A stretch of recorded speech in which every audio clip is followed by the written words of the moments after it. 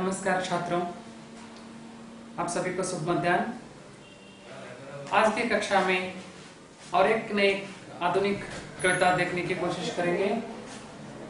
उस आधुनिक कविता का नाम ही है कायर मत बन। कायरता का अर्थ है डरपोक। कायर का अर्थ है डर। कायर मत बन, इसका अर्थ है कोई डरपोक ना बने। डरपोक बनने से कुछ कर नहीं सकते, जो हम चाहते हैं वो हो ही नहीं सकता। इसलिए जो भी करने से पहले तन मन लगाकर ही करना है। या शिक्षा हो, नौकरी हो या अन्य क्षेत्र में कुछ आप स्पर्धा में उतर सकते हो, जो भी हो, सभी में हद से ज्यादा धैर्यशाली बनना जरूरी है, साहसी बनना जरूरी है। साहसी बनकर काम करना जरूरी। डरते करेंगे या डरते ही रहेंगे तो कुछ हो ही नहीं सकता। तो इस कायर मत बन कविता का लेखक है नरेंद्र शर्मा। नरेंद्र शर्मा जी आधुनिक हिंदी साहित्य के साहित्यकारों में से एक माने जाते हैं। साथ ही साथ इनका साहित्य में कुल इस देश की आजादी के लिए कुछ बातें दिखाई देते हैं। कुल उनका साहित्य में देश की आजादी के बारे में ही लिखते हैं, क्योंकि एक महात्मा गांधी जी के असहयोग आंदोलन में भाग लेकर कई बार देश की आजादी के लिए जेल भी जाकर आ चुके हैं। तो इस देश के युवाओं की हौसला भरने के लिए, इस देश के लोगों का साहस भरने के लिए, इस देश के लोगों को आजादी के लिए, आजादी के आंदोलन में भाग लेने के लिए प्रोत्साहित करने के लिए ही उन्होंने कुछ ऐसे कविताएं लिखे हैं। उस कविताओं में से एक कविता है कायर मत बन। मतलब इस देश के वासियों मत डरिए, क्योंकि देश आजाद कर लेना है, हमारा देश वापस लेना है। क्योंकि हमारे देश में अन्य फिरंगियों का शासन जो चल रहा है कई दिनों से, इस देश को वापस ले लेना है। तो देश को वापस लेने के लिए हम लोगों को उनके साथ लड़ना पड़ता है। यूं ही वो देश वापस नहीं देंगे, क्योंकि व्यापार के बहाने से आकर हमारे देश में जो हमारे आए दिन गिरोह हमारे देश के राजनीतिक में भाग ले रहे हैं, राजघरानों में उन्हीं का शासन चलने लगा है। देश के हर कोने कोने में वो लोग फैल गए हैं, तो उनको इस देश से भगाना है। विशेषकर हम भारतवासी इससे ज्यादा अहिंसावादी है। हिंसा करना हम लोगों को पसंद नहीं है। अहिंसावादी, अहिंसा मार्ग से किसी न किसी तरह से उनको समझाकर इस देश से वापस भेजना है। तो समझाना है। कितने दिनों तक हम समझाते रहेंगे? न समझ सकते हैं तो तब एक कहावत भी है, लाखों का गोथ हाथों से नहीं मानता। तो उनको किसी न किसी तरह से इस देश से भगाना है। इसलिए इस देशवासी के लोगों को देश की आजादी में भाग लेने के लिए प्रोत्साहित करने के लिए ही, विशेषकर के इस देश के नौजवानों के लिए ही कवि नरेंद्र शर्मा इस कविता को लिखते हैं। तो कविता को देखने से पहले, कविता का शीर्षक जानने से पहले हम कवि परिचय देखेंगे। नरेंद्र शर्मा का जन्म सन 1913 में उत्तर प्रदेश के बुलंदशहर जिले के जहांगीरपुर नामक के गांव में होता है। सन 1936 में प्रयाग विश्वविद्यालय से एमए परीक्षा उत्तीर्ण करते हैं। सन 1936 में प्रयाग विश्वविद्यालय से, देखिए स्वतंत्रता पूर्व भारत देश में कुल 4 विश्वविद्यालय थे। बनारस हिंदू विश्वविद्यालय, दिल्ली विश्वविद्यालय, मद्रास विश्वविद्यालय और एक प्रयाग विश्वविद्यालय। जो इनका सन 1936 में प्रयाग विश्वविद्यालय से एमए की परीक्षा पास कर लेते हैं। तो एमए की परीक्षा पास करने के बाद उन्होंने, जैसे ही बिल्कुल तो नौजवान थे, इस देश के लिए सोचने वालों में से थे, तो अपने आप को इस देश की आंदोलन में लगाते हैं। स्वतंत्रता आंदोलन में भाग लेने के कारण इनको कई बार जेल भी जाना पड़ा। सन 1954 में आपको मुंबई के आकाशवाणी केंद्र में विविध भारती कार्यक्रम का संचालन नियुक्त किया गया। उसके बाद सन 1954 में उनको मुंबई में पहली बार आकाशवाणी में विविध भारती कार्यक्रम, यानी आकाशवाणी, तो तब उस जमाने में क्या कहते हैं, टेक्नोलॉजी उतना ये नहीं था, इसलिए जो मनोरंजन करने के लिए आकाशवाणी की मदद सहायता ली जाती थी। ऐसे आकाशवाणी में से एक मनोरंजन कार्यक्रम प्रसार होता था। उस कार्यक्रम का निरूपण करने के लिए, यानी कार्यक्रम के बारे में बातचीत करने के लिए आकाशवाणी में विविध भारती कार्यक्रम सन 1954 में मुंबई में शुरू होता है। तो उस कार्यक्रम में पहली बार संचालक के नाम पर, यानी निरूपण करने के लिए नियुक्त किए जाते हैं, वहां पर उनका सेवा जीवन शुरू होता है। इनके कुछ प्रमुख कविताएं हैं तो प्रभात फेरी, शूल फूल, प्रवासी के गीत, पलाशवन, मिट्टी और फूल, कदली वन, हंसमाला, रक्त चंदन, बहुत रात रोए आदि इनके कुछ रचनाएं माने जाते हैं। उसके अलावा यहाँ पर 2 खंड काव्य भी है, एक द्रौपदी, उत्तर जया, सुवर्णा। ये तीनों खंड काव्य, 3 खंड काव्यों में से सुवर्ण जो खंड काव्य अपूर्ण है, उन्होंने जो आज इस कायर मतबन कविता के बारे में लिखते हैं, अब के इनके रचना में देखिए श्रृंगार है, मतलब साहित्य में साहित्यिक शब्दों में श्रृंगार शब्दों का प्रयोग भी करते हैं। उसके बाद दार्शनिकता है, उनके साहित्य से कुछ मार्गदर्शन हम लोगों को मिलता है, जैसे इस देश के आजादी के लिए लड़ने का हो या अन्य अच्छे काम करने के लिए उनके साहित्य से हम लोगों को मार्गदर्शन भी मिलता है। प्रतीकात्मकता मतलब किस तरह हम बदला लें, मतलब हम किस तरह इस देश को आजाद करने के लिए कुछ कर सकते हैं, किस तरह दूसरों से बदला ले सकते हैं। कुल इनके साहित्य में देखिए श्रृंगारिक, दार्शनिकता, प्रतीकात्मकता दृष्टिगोचर होती है। सामाजिक विषमताओं को भी अपने अत्यंत भावपूर्ण ढंग से अपने काव्य में स्थान दिया है। इसके अलावा समाज में चलने वाले कुछ अंधविश्वास, समाज में चलने वाले कुछ बुरे घटनाओं को, साथ ही साथ समाज में जो कुछ होता है सभी विषयों को बिल्कुल मार्मिक ढंग से अपने साहित्य में व्यक्त करते हैं। नरेंद्र शर्मा जी की भाषाएं बिल्कुल शुद्ध है, मतलब उन्होंने अवधी भाषाएं, खड़ी बोली भाषाओं का ही प्रयोग करते हैं। इसके अलावा हिंदी की पुरानी जो भाषाओं की है उन सभी का प्रयोग अपने साहित्य में नहीं करते हैं। बिल्कुल बोली जाने वाली भाषाएं, खड़ी बोली भाषाओं का प्रयोग अपने साहित्य में करते हैं। भाषा की सरलता, मधुरता, प्रवाहमयता तथा सरल विद्यमान है। कुल खड़ी बोली भाषाओं का प्रयोग अपने साहित्य में करते हैं। कठिन शब्दों का प्रयोग उनके साहित्य में कहीं दिखा नहीं पड़ता, जटिल शब्द उनके साहित्य में कहीं दिखा नहीं पड़ता। बिल्कुल सीधी सादी भाषाओं में, विशेषकर कर बोली जाने वाली खड़ी बोली भाषाओं में ही उन्होंने अपने साहित्य रचना करते हैं। प्रस्तुत कविता में आज जिस कविता के बारे में बात करते हैं, कायर मत बन, प्रस्तुत कविता में कवि ने मनुष्यों को कायर न बनने का संदेश दिया है। आज किस कविताओं से मनुष्यों को निर्डर बनने का संदेश देते हैं। डरने से कुछ नहीं होता, कहते हैं कि जो डरेगा सो मरेगा। इसलिए निर्डर बनने के लिए, बिल्कुल धैर्यशाली बनने के लिए, शक्तिशाली बनने के लिए, इस देश के आजादी के लिए सपने देखने वाले नौजवानों के लिए इस कविताओं को लिखते हैं।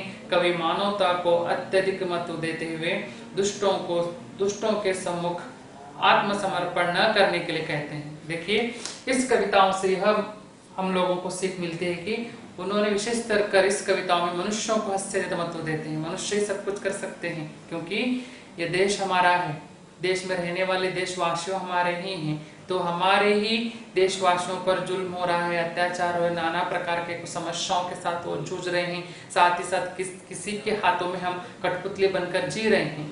तो इस जीवन से मुक्ति पाने के लिए, इस जीवन से आजादी पाने के लिए, हमारे देश के लोगों को ही हौसला भरने के लिए कवि कायर मत बन कविता लिखते हैं। इस कविता से विशेषतर कर नौजवानों को मार्गदर्शन मिलता है कि जो कुछ करो इस देश के लिए करो, अपने देशवासियों के लिए करो, साथ ही साथ अपने लिए कुछ करो, सब कुछ बनो, लेकिन डरपोक एक मत बनो। कहते हैं कि तुम जो बनना चाहते हो बनो, योद्धा बनो, जो बनना चाहते हो बनने की चाह तुम में हो, सब कुछ बनो, लेकिन डरपोक मत बनो। डरपोक बनेंगे तो कुछ कर ही नहीं सकते हैं। इसीलिए कायरता से बचने के लिए विशेषतर कर नौजवानों को इस कविता से संदेश देते हैं। कविता देखेंगे, कुछ भी बन बस कायर मत बन, टोकर मार पटक मत माता, तेरी राह रोकते हैं पहाड़, कुछ भी बन बस कायर मत बन। कवि कहते हैं कि कुछ भी बन, तू जो बनना चाहता है, योद्धा बनना चाहता है योद्धा बन, साहित्यकार बनना चाहता है साहित्यकार बन, इसके अलावा अन्य क्षेत्र में तू जो साधना करना चाहता है कर, लेकिन डरपोक एक मत बन, कायर एक मत बन, तू जो बनना चाहता है बन, टोकर मार मतलब वो काम के लिए तू मेहनत करते ही रहो, मेहनत करते ही रहो, मेहनत का प्रतिफल जरूर मिलेगा।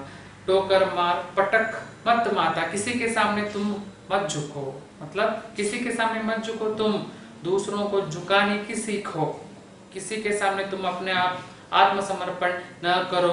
तेरी राह रोकते हैं पहाड़, तेरे ही राह रोकने के लिए तू जिस सड़क पर जा रहा है उस सड़क पर अनेक पत्थरों होते हैं, पत्थरों से टकराना पड़ता है, पत्थरों के ऊपर गिरना पड़ता है, पत्थर हम पर भी करते हैं, इसका अर्थ है समस्याओं के बीच में ही हम जीते हैं।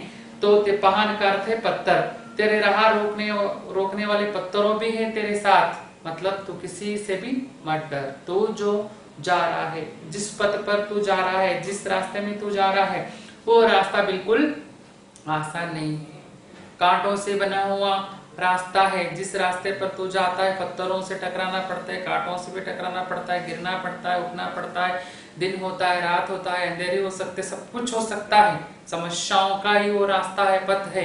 उस पथ पर तू चल रहा है, जो पथ बिल्कुल आसानी से फूलों से बना हुआ नहीं है, समस्याओं के बीचों बीच में चले हुए पहाड़ पर मार्ग पर तू चल रहा है, उस पथ पर तू निर्डर बनकर चल, किसी से मत डर। कहते हैं कि कुछ भी बन, बस कायर मत बन। तेरे राह रोकने वाले पहाड़ मत पत्थर है, इसके अलावा अनेक समस्याएं तेरे काम के लिए बाधा डालते हैं, तेरे काम के बीच में वो समस्या बनकर बैठते हैं। उन सभी समस्याओं से डर कर तू बैठेगा, कुछ नहीं कर सकता। इसलिए कहते हैं ले देकर जीना है। क्या जीना? कितने दिनों तक ले देकर जिएंगे आपस में, उनको लेना, उनसे लेना, हमारा उनको देना, लेना देना धन, इसी में हमारा जीवन हो गया है। क्योंकि जैसे विलायत लोग अपने व्यापार की बुस्तरियां लेकर हमारे देश में, जब से हम लेन देन में ही जी रहे हैं, कहते हैं कब तक हम ले देकर जीना, खुद का भी जीवन शुरू करना है। दूसरों के बलबूते पर हम जी रहे हैं, दूसरों के छत्र छाया में हम जी रहे हैं, दूसरों के आश्रय में हम पल बढ़ने लगे हैं। इसलिए स्वयं हम जागना है, उठना है, हमारे पैरों पर हम खड़े होना, इस देश की आजादी करवाना है। ले देकर जीना, क्या जीना? कब तक गम के आंसू पीना? हम कब तक गम के आंसू पीते रहेंगे? वो लोग हम पर जुल्म करते रहेंगे, हम सहते रहेंगे, वो कैसे समझा तो ऐसे समझकर उनके ही चंगुल में फंसकर कितने दिनों तक हम जीते रहेंगे, और कितने दिनों तक उन्होंने जो जुल्म हम पर करते हैं, जुल्म से आए हुए दुख के आंसू कब तक पीते रहेंगे? कब तक गम के आंसू पीना? मानवता ने सिंचा तुझको। कहते हैं मनुष्य बनकर मनुष्यों से जन्म लिए हो, कब तक तुम कायर बनकर बैठते हो? कब तक तुम दूसरों के चंगुल में जीते हो? कब तक तुम दूसरों के ही हाथों में पल बढ़ते हो? खुद अपने पैरों पर खड़े हो जाओ, कम से कम अपने अस्तित्व बचाने की तो कोशिश करो।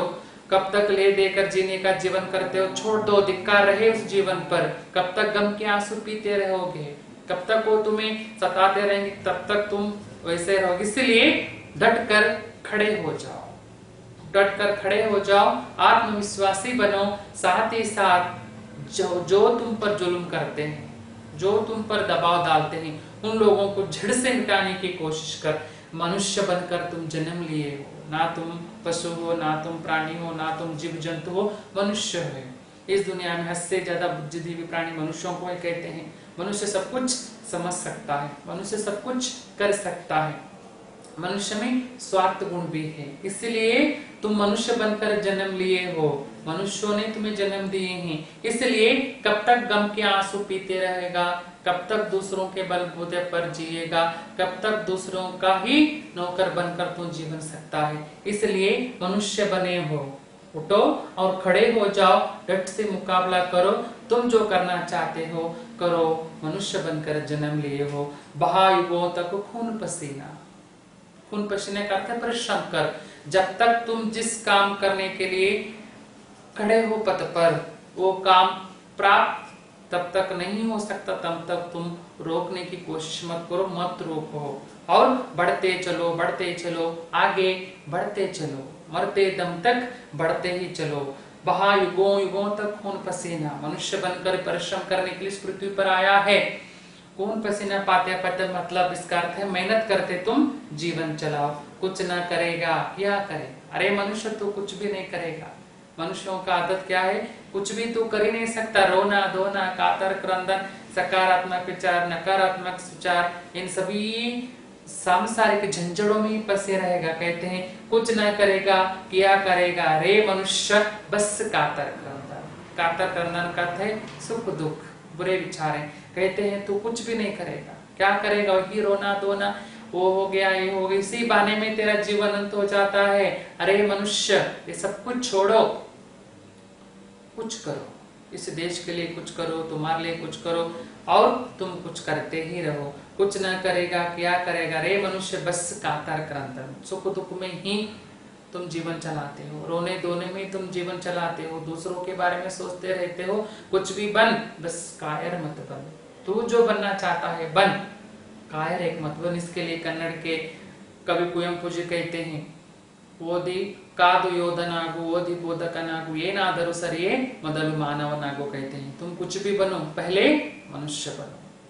तुम सरहद पर खड़े होकर योद्धा बनो, देश के रखवाले बनो, देश की रक्षा करो, पढ़कर एक महान विज्ञानी बनो, पढ़कर एक महान साहित्यकार बनो, जो भी बनो, ये सब कुछ बनने से पहले भीतर मनुष्यत्व रहना जरूरी है। मनुष्य बनकर जीना जरूरी है। मनुष्य जब हम बन सकते हैं कि दूसरों को प्यार करने का इच्छा हमें हो, दूसरों के बारे में सोचने की इच्छाएं हमें हो, दूसरों के बारे में कुछ करने की इच्छा हमें हो, तब हम मनुष्य बनकर मनुष्यत्व को सार्थक रूप से प्रयोग कर सकते हैं। इसीलिए कवि नरेंद्र शर्मा जी कहते हैं कुछ भी बन, बस कायर मत बन। तू जो बनना चाहता है बन, कायर मत बन।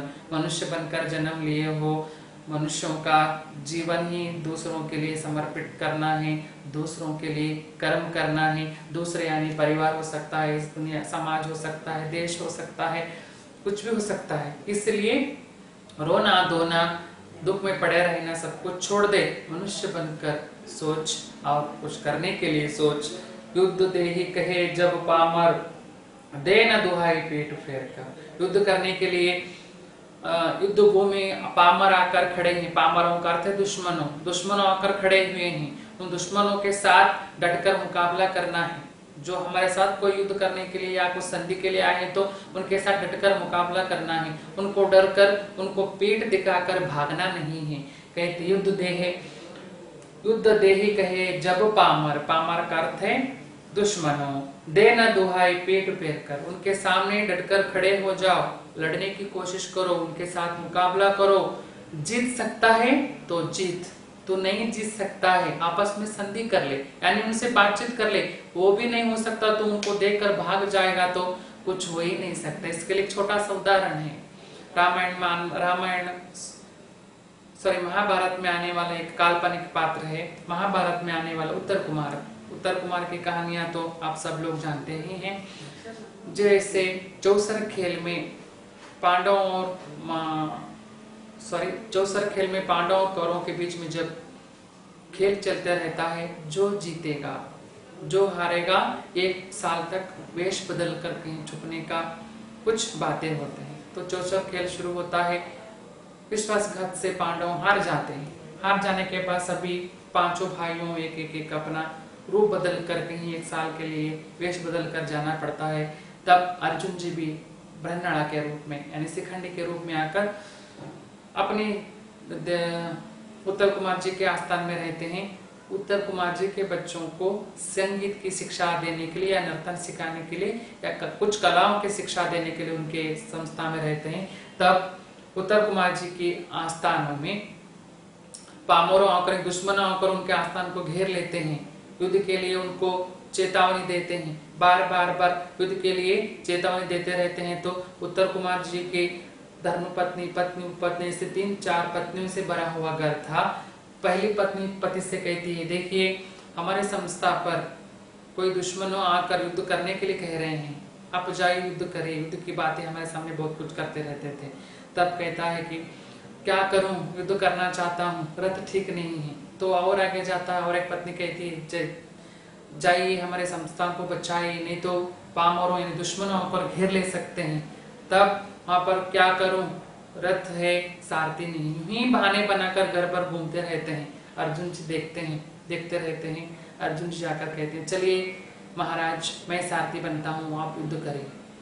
तो अर्जुन जी के ऊपर उत्तर कुमार जी हंसते हैं, तुम तो संगीत नर्तन सिखाने वाले के ब्राह्मण हो, युद्ध के बारे में तुम क्या जान सकती हो, वो तो हो ही नहीं सकता, तुम चुप बैठो। तब ने कहा ऐसा नहीं हो सकता, आप बैठिए मैं रथ चलाता हूँ। जबरदस्ती से उनको रथ में बिठाते हैं, तीर धनुष साथ में लेकर रथ चलाते रहते हैं। देख कर उत्तर कुमार जी दंग रह जाते हैं, ये तो ब्रह्मणा है, ऐसा रथ चलाते हैं। जैसे ही रण क्षेत्र कुछ दूरी में था, उतर कर वापस भागने लगते हैं, तब अर्जुन जी जबरदस्ती उनको रथ में बिठाकर स्वयं युद्ध कर कर उनके साम्राज्य को बचाते हैं। ये कहानी बचाते हैं। तो इसका अर्थ है डरपोक। यहाँ पर जो हमारे सामने कुछ पामर खड़े हैं, तो कुछ दुश्मनों हम पर प्रहार कर रहे हैं, तो उनके साथ युद्ध कर कर जीतने की शक्ति हमें है तो युद्ध कर सकते हैं। जीतने की शक्ति हमें नहीं है, आपस में बातचीत कर कर संधि कर सकते हैं, वो भी नहीं कर सकते हैं, ना युद्ध कर सकते हैं ना संधि कर सकते, कुछ भी नहीं, उनको पीठ दिखाकर भाग जाते हैं। तो भाग जाना बिल्कुल एक कायरों का लक्षण माने जाते हैं। तो इसीलिए कहते हैं जो तुम्हारे सामने युद्ध के लिए दुश्मनों आकर खड़े हैं, तो युद्ध के लिए तैयार है, तो उनके साथ युद्ध करने की सामर्थ्य तुझमें है तो युद्ध कर नहीं सकता तो संधि कर, वो भी नहीं कर सकता है, उनको पीठ दिखाकर भाग जाता है तो बिल्कुल कायर है। दोनों में से तुम एक कर सकते हो, या तो जीत प्रीति के बल पर प्यार से उनके साथ संधि कर ले, उनका मन जीत ले, साथ ही साथ दुश्मनों को समझाकर वहां से भेज सकता है। वो नहीं कर सकता है तो या तेरा पद चूमे तस्कर, नहीं तो युद्ध कर, नहीं तो उनके साथ संधि कर। तुम दो भी कर नहीं सकते हैं, तुम कुछ भी नहीं कर सकते हो। प्रतिहिंसा दुर्बलता है, तो प्रतिहिंसा करना बिल्कुल दुर्बलता है, क्योंकि ये हमारे भारत या हर एक व्यक्तियों में कूट कूट कर भरा है कि प्रतिहिंसा करना दुर्बलता है, दुर्बलता है, दुर्बलता है। तो यहाँ पर कवि भी कहते हैं कि प्रतिहिंसा, जो हिंसा करने वाले आए हैं तो उनके साथ हम भी हिंसा करेंगे तो दुर्बलता भी कहलाता है। इसलिए प्रतिहिंसा करना दुर्बलता है, पर कायरता अधिक अपमान है। प्रतिहिंसा करना हम दुर्बल मानते हैं, लेकिन कायर बनना, डरपोक बनना, उससे बिल्कुल अपमान माने जाते हैं।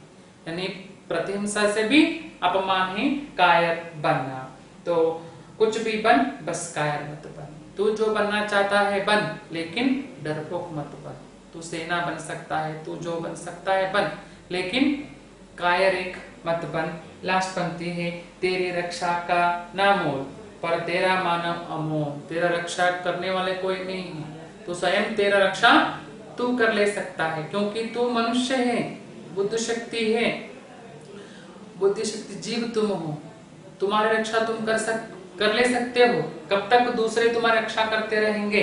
इसलिए तेरा रक्षा का ना मोल, मोल तेरा रक्षा का तू ही कर ले, पर तेरा मानव अमोल। तू मनुष्य बना है, मनुष्यों का जीवन हद से ज्यादा महत्वपूर्ण माने जाते हैं। पुनर्जन्म है या किसी को पता नहीं, जिस जन्म में हम मनुष्य बनकर जन्म लिए हैं, उस जन्म को सार्थक बनने के लिए कुछ ना कुछ करना जरूरी है। कुछ ना कुछ करना जरूरी है, देश के लिए या घर के लिए, अपने लोगों के लिए या समाज के लिए, किसी के लिए कुछ ना कुछ करना जरूरी है। दोबारा मनुष्य बनकर हम लौट कर आएंगे या नहीं वो भी पता नहीं, पुनर्जन्म है या नहीं वो भी पता नहीं। जिस जन्म में हम मनुष्य बनकर आए हैं, कम से कम उस मनुष्यत्व का मोल बढ़ाने के लिए कुछ ना कुछ करना जरूरी है। पर तेरा मानव अमोल है, यह मिटता है वह बनता है। मनुष्य कैसे हैं?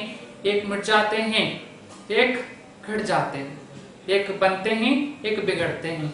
क्योंकि देखिए, जीवन अनिवार्य है, मृत्यु शाश्वत है। जीवन अनिवार्य है, मृत्यु शाश्वत। दोनों के बीच में जो जीवन की फासला होती है, जीवन की कुछ क्षण होते हैं, उसी क्षण में हम कुछ बनना है, देश के लिए कुछ देना है, समाज के लिए कुछ देना है, कुछ करना है। मनुष्य जन्म लेते हैं, मरते हैं, अमरत्व किसी को भी नहीं है। आज तक अमरत्व किसी को भी नहीं है, अमरत्व मिल ही नहीं सकता। एक को बनना है, एक को बिगड़ना है। एक जन्म लेते हैं तो एक को मरना ही पड़ता है। यह मिटता है वह बनता है, यही सत्य की सही तोल, यही जीवन का सही है, यही जीवन का दस्तूर है। एक बनते हैं और एक बिगड़ते हैं, एक जन्म लेते हैं और एक मरते हैं। एक को मरना है, एक को जन्म लेना है। यही जीवन का दस्तूर है, यही समाज का नियम है। समाज में किसी को भी शाश्वत रहने के लिए जगह ही नहीं। जन्म लेने वाले सभी के सभी रहेंगे तो पृथ्वी पर रहने के लिए किसी को भी जगह नहीं मिलेगा। इसीलिए नियम ही बना दिए हैं। छोटे छोटे जीव जंतुओं को बड़े जीव जंतुओं मार कर खाते हैं। ये क्या सृष्टि का नियम है। जन्म लिए साले सभी के सभी सृष्टि पर ही रहेंगे तो किसी को भी जगह ना मिलेगा। इसलिए जो जन्म लेते हैं उनको मरना ही पड़ता है। जन्म लेकर मरने से पहले इस देश के लिए कुछ करना है, समाज के लिए कुछ करना है। कम से कम देश समाज के लिए तो अपने जन्म दिए वाले अपने परिवार वालों के लिए तो कुछ करना ही है। अर्पण कर सर्वस्व मनुष्य को, करना दुष्टों को आत्मसमर्पण, कुछ भी बन बस कायर मत बन। कहते हैं सर्वस्व तू मनुष्य बनकर जन्म लिया है, तेरा सब कुछ है वो मनुष्य के लिए समर्पण कर। तेरा सब कुछ जो है मनुष्यों के लिए समर्पण कर। मनुष्य बनकर जन्म दिया है, मनुष्यों को समर्पण कर। जितना हो सकता है उतना इस देश के लिए कुछ कर, समाज के लिए कुछ कर। तुम्हारे लिए कुछ लोग हैं उनके लिए तो कुछ कर। मर सर्वस्व तो मनुष्य को समर्पण कर। करना दुष्टों के सामने आत्मसमर्पण। दुष्टों को, दुष्ट जो होते हैं हमारे पास, जो मारने के लिए आते हैं, जो हमारे दुश्मनों हैं, दुश्मनों के सामने तो झुकेगा तो तेरा सिर छेदन कर सकते हैं। इसलिए दुष्टों का संहार कर, शिष्टों का संरक्षण कर। कहते हैं दुष्टों का संहार करने का सीखो, शिष्टों का संहार करने का सीखो। मतलब तुमको जो चाहने वाले हैं उन सब लोगों का संरक्षण करना तेरा जिम्मेदारी है। उनका संरक्षण तो कर। तेरे सामने जो दुश्मनों हैं, दुश्मनों के सामने तू झुक सकेगा या झुकेगा तो तेरा सिर छेदन कर सकते हैं। इसलिए दुश्मनों को भगाने का सीखो, दोस्तों को बचाने का सीखो। करना दुष्टों को आत्मसमर्पण, कुछ भी बन बस कायर मत बन। कवि नरेंद्र शर्मा जी कहते हैं कुछ भी बन बस कायर मत बन। तू जो बनना चाहता है बन, कायर एक मत बन, डरपोक एक मत बन। तो कुछ भी बन बस कायर मत बन। टोकर मार पटक मत माता, तेरे राह रोकते वाहन। कुछ भी बन बस कायर मत बन। ले देकर जीना क्या जीना, कुछ कब तक गम के आंसू पीना। मानवता ने सिंचा तुझको, बहा युगों तक खून पसीना। कुछ न करेगा क्या करेगा रे मनुष्य बस कातर क्रंदन। कुछ भी बन बस कायर मत बन। युद्ध देही कहे जब पामर, दे न दुहाई पीठ फेर कर। या तो जीत प्रीति के बल पर, या तेरा पद चूमे तस्कर। प्रतिहिंसा दुर्बलता है पर कायरता अधिक अपमान है। कुछ भी बन बस कायर मत बन। तेरी रक्षा का ना मोल, पर तेरा मानव अमोल। यह मिटता है वह बनता है, यही सत्य की सही तोल। अर्पण कर सर्वस्व मनुष्य को, करना दुष्टों को आत्मसमर्पण। कुछ भी बन बस कायर मत बन।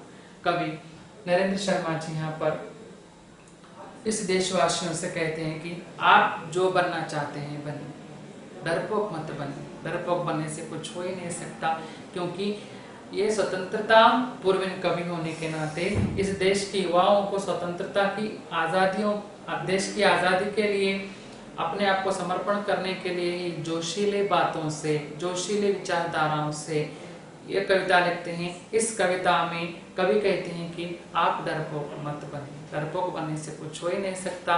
आत्मविश्वासी बनिए, मनुष्य बनिए, जो आप चाहते हैं करिए। तो इस देश के नौजवानों को हौसला बनने के लिए लिखे हुए कायर मत बन कविता यहाँ पर समाप्त होता है। नमस्कार।